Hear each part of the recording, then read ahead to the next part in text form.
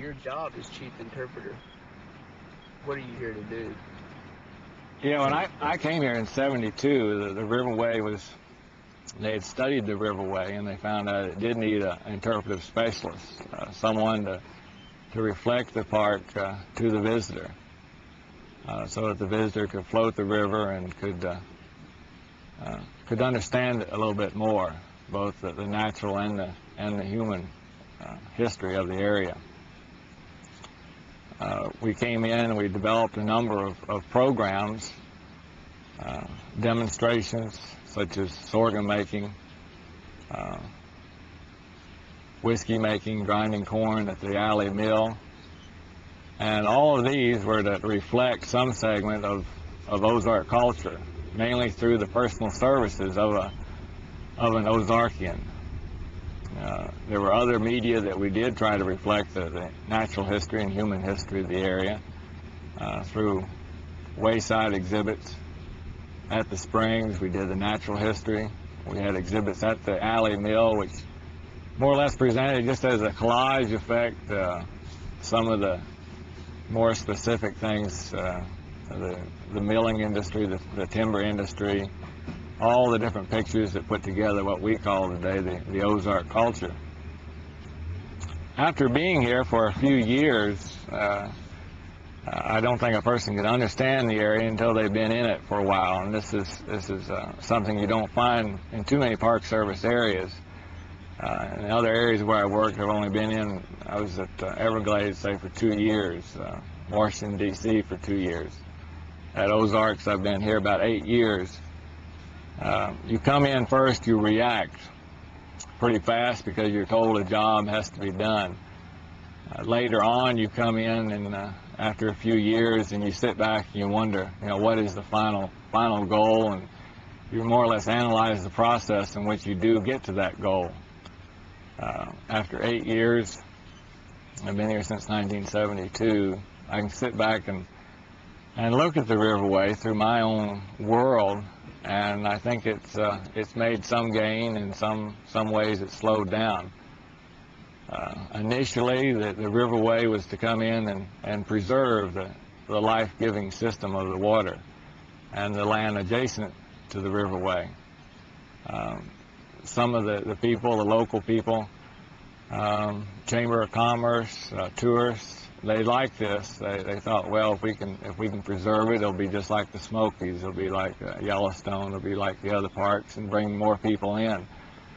Other people, the more preservationists, said, okay, this is fine also, and because this means that river will always be the same, it won't change. And this was one of the problems, or one of the situations that did occur, because things always change. When Park Service came in and took it over, they tried to slow it down, and this is in any area that the Park Service takes over. They try to slow down the rate of change at which an environment undergoes. They do this by resource managing, either managing the types of people, or the people that come in, the types of programs available. They also do it as far as land manipulation, as far as where to put campgrounds, what types of sewer systems to develop. So when the Riverway came in, they more or less promised many things to many people. But in essence, what the Riverway is it is a slowdown of the rate of change of a natural and human system. This today is met with both likes and dislikes, as of anything, any system when man takes it over and tries to manipulate it. Today we get locals that say that we don't change fast enough, that we don't allow farming on the Riverway, although about 3,000 of our 60,000 acres, we do have wildlife management, food plots, and some type of farm manipulation on the land. For as our basic legislation stated, we have to also manage the area for its wildlife habitat and its fishery. So the rate of change to the local people, some it appeased and some it didn't. to me, as true as when we do see an area, the local people will say, well, it wasn't like the good old days. And this is one of the terms that I call the honeymoon effect. Things will never be the same again. They might show some similarities to being the way they were when we remembered it, when we floated the river for the first time. But when you float it the second time, you'll see additional things. And sometimes these are negative and sometimes they're positive. If they're negative, we'll go back and we'll gripe about it. If they're positive, they open up a whole new world for us. And this is a role, again, of the interpretive division. We have cave tours where we open up a cave environment to people. We have aquatic walks where we open up the aquatic environment to people. So people that do gripe, they oftentimes are reliving that same trip time and time again. They want that honeymoon to come back, but it probably never will be coming back. If they are wise enough to see new worlds, and they will, their trip will be enriched, and they'll come back again and again, or search out for different environments like the Rocky Mountains or the Buffalo River and other worlds. You talked about preservation. I was asking about who makes the decision as to what's preserved and what isn't, and the other is why the mill is red. Okay, on the preservation, our enabling act states that we should reflect the Ozark culture. And the media in which you do that culture, you can do it by buildings, if you want to reflect a certain building architecture style that might reflect a certain period at which time that building was built. You can reflect the ancestry of the people that built that building by the style. So a lot can be said by building styles. When you talk about structure preservation, you have to, as far as the National Park Service, because we are using national funds, we have to go nationwide, and we nominate most of our structures. We take a survey and nominate most of our structures, and we do evaluate that nationwide again, and they go on the National Register of Historic Sites. And then if they are approved nationally, we do get funding for a certain amount of stabilization or restoration. Also, one of the most important things, I think, along that line is that you can also preserve a building for its life. The way I look at buildings is almost like people. They served a life and a function. And unless they're really outstanding and unusual or typical, reflecting some type of lifestyle, then they can be preserved for a certain time frame or slowed down. The deterioration is slowed down.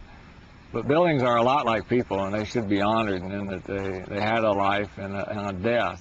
And after they go into ruin, they could be interpreted still as ruin. We sometimes stop at preservation and say that we've got to have it materialistically in front of us to appreciate it.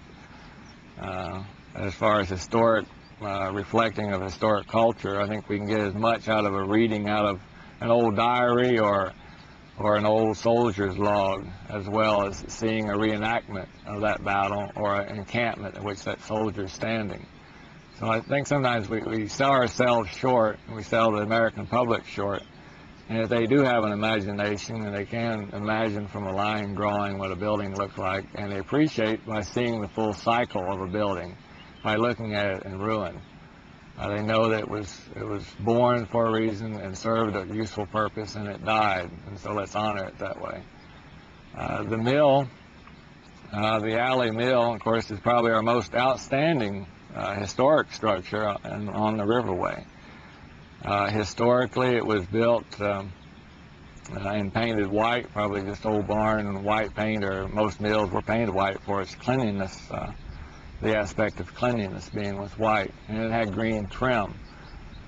We did go back and do a historic structure report on it, which again indicated that it was painted white, and it told us where all the original machinery was and the evolution of the mill machinery as it moved from floor to floor, as its use changed from grinding wheat to corn or vice versa. The milling at the mill decreased about 1915 when the big merchandise store over at West Eminence brought in much better and finer ground corn and wheat. And so the people didn't bring their goods to the alley mill anymore, and instead its primary purpose was a recreation area. People had come to the area to bring their corn, and they talked to each other, and because it was a very pleasant place and a cool place in the summer, they came to grind their corn. So they still continue to come to the alley mill. And so most of their remembrances, or again their honeymoon effect, comes back to their good old days when they were teenagers and played ball and had home ice cream when the mill was red.